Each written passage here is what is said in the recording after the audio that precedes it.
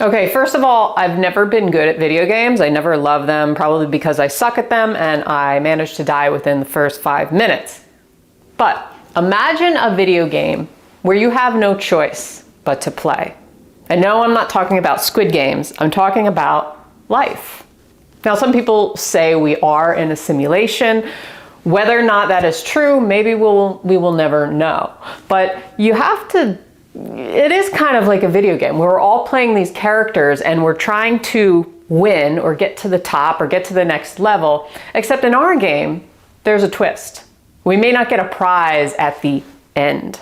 Okay, maybe there are alternate endings, right? Some video games, depending on the decisions that we make. But the twist in this game is that when we think we've won, it may not be that we get the prize or the reward. It may be that we're just unlocking a hidden level into something else. Okay, so this is a nice metaphor for what we kind of go through in our lives, and this kind of twisted video game that we really have no choice but to play. But we think we're playing as these characters and trying to win prizes, but then when the prize doesn't come at the end, we're like, oh, what kind of game is this? This game sucks, right? I want out. So think about this. What if we could flip ourselves inside out? Meaning if our subconscious was made conscious, if our shadows were made conscious. Now, shadows, as in Carl Jung puts it, they're basically the hidden aspects of ourself that we want to either ignore or we don't want to reveal to others. They distort the truth or the light within our spirit, I guess you could say, shadows, okay? The insecure parts of ourselves, the darkness that comes out. Everybody has shadows, okay? A shadow self, you would call it. But these are things that are not always in our awareness, okay? Lonnie Jarrett said it best. We may recognize that we regularly experience the brightness of day, aka our consciousness, and the darkness of night, which would be the unconsciousness. Yet we also know that the sun is always shining even in the darkest night, although it may not be apparent to us. So these things are always there, whether they're suppressed, whether they're repressed, but they're not necessarily in our awareness. And you know, when we project out or do certain the way we respond to certain things or react, maybe shadows projecting out. But anyway, imagine if we were to flip ourselves inside out and everybody could see what's going on underneath the conscious layer of ourselves. This would be a very interesting game, don't you think? It would be like our dreams. It would be this sort of chaos where time doesn't exist. It would just be weird, right? And we always say, oh, well, we want full transparency. We want everybody to speak the truth, to know what everybody else is thinking. But think about it. Do we really want that? Do we as humans really want to know what everybody is thinking? What everybody's secrets are? What everybody's secret desires are and shadows that come out? Do we really want that? Do we really want others to know what we have underneath our surface? Maybe not. So I think we are designed this way for a reason. And the reason is to play this game. Yet we think we're playing the game right. But most of us are not playing the game right. Most of us are playing the game trying to get to a top and win and beat everybody else because everybody else is your competition.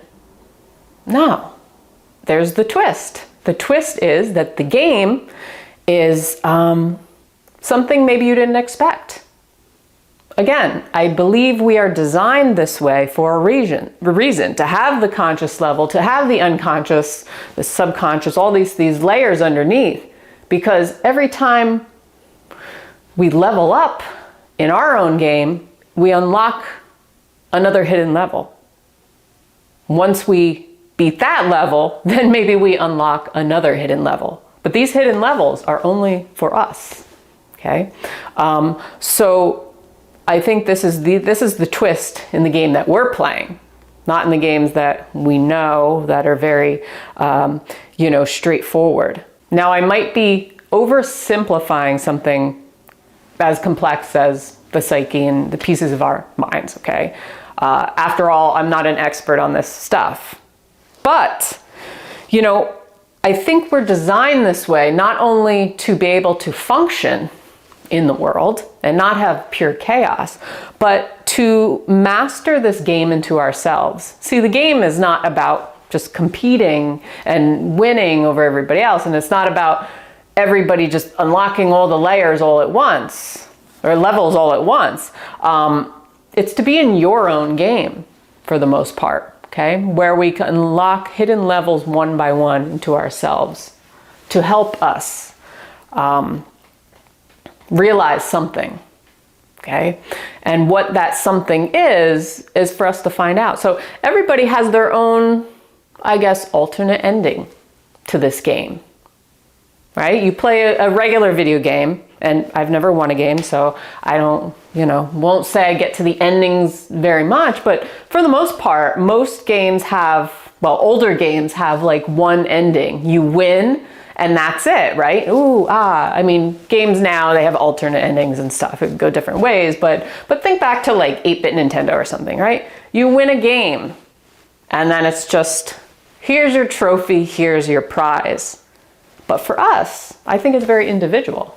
And there is not necessarily winning, because that is one of the layers that you unlock, is that it's not about winning over other people. It's not about winning at all. It's about unraveling something within yourself and learning from it, and in a way evolving to a different perspective on the whole thing.